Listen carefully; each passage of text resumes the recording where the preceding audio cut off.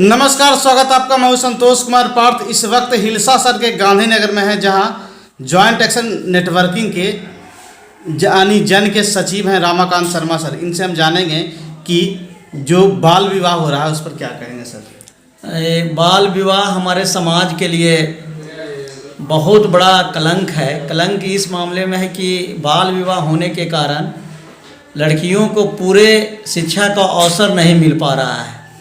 हम सभी जानते हैं कि हमारे देश में बहुत तेज़ी से दहेज का मामला जो है वो बढ़ रहा है, और उसके पीछे जो लड़की के माता पिता हैं चाहते हैं कि कम उम्र में हम अपने बच्चियों का शादी कर दें, लेकिन उनको ये मालूम नहीं है कि अभी अभी हमारे सरकार ने एक्ट में एक परिवर्तन किया है, संशोधन किया है।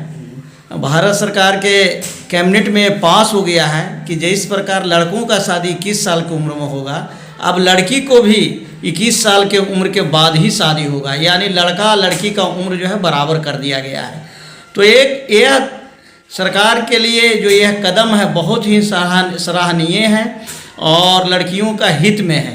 अब ज़रूरत इस बात की है कि हम बेटियों का शादी की सगाई के पहले बेटी की पढ़ाई के बारे में सोचें। अभी सरकार के द्वारा कई ऐसे विभाग हैं जहां 33% और उससे भी ज़्यादा लड़कियों के लिए सीट आरक्षित है, लेकिन अगर हमारी बेटी का शादी बचपन में हो जाए तो शादी के बाद वे पारिवारिक जीवन में आते हैं और फिर पढ़ाई वंचित हो जाता है, जिससे उनका शारीरिक कमजोरी भी होती है, पढ़ाई भी छूट जाती है और कोई अच्छा रोजगार का अवसर भी नहीं मिलता है और वे गृहिणी बन करके रहते हैं। इसलिए हम ये अपील करना चाहते हैं कि बाल विवाह को रोकने के लिए हम सबों को आगे आना चाहिए और बेटियों की सगाई के ध्यान बाद में रखा जाए, पढ़ाई का ध्यान पहले रखा जाए। पहले हम बेटियों को पढ़ाई करें, कम से कम उनको BA तक शिक्षा दें और उनको इस प्रकार शिक्षा दें कि आज के प्रतियोगिता के दौर में वे अपना रोजी रोजगार अच्छे तरह ले सकते हैं।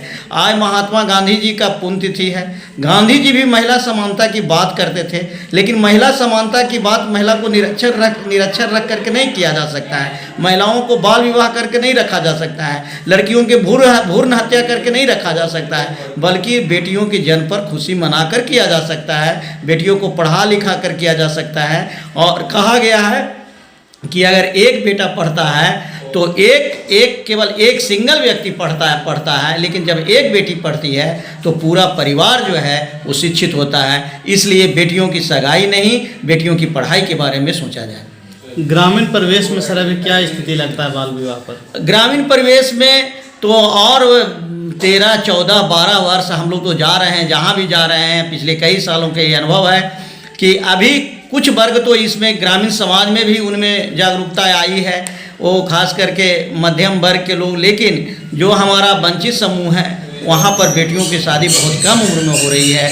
क्योंकि उनको लगता है कि बेटी का हिफाजत बहुत ज़रूरी है, इसलिए वो कम उम्र में और बेटी की शादी कर छुटकारा पाना चाहते हैं। वहाँ शादी अभी लगभग 40% बेटियों की शादी अभी भी हमारे ज़िले और हमारे प्रदेश में बेटियों की शादी बाल विवाह हो रहा है, जो बहुत ही हम लोग के लिए कलंक की बात है और बहुत सोचने के लिए मजबूर करता है। जन इसके लिए क्या कर रही है? जन इसके लिए लड़कियों का समूह बना रही है। हमारे कई लड़कियों ने जो है वो कहती है कि मरना पसंद है लेकिन हम विवाह नहीं करेंगे जब तक और बेटी और बेटा दोनों को समाज में समान दर्जा मिले। इसके लिए जन चेतना का काम जो है वो जन के द्वारा चलाया जा रहा है।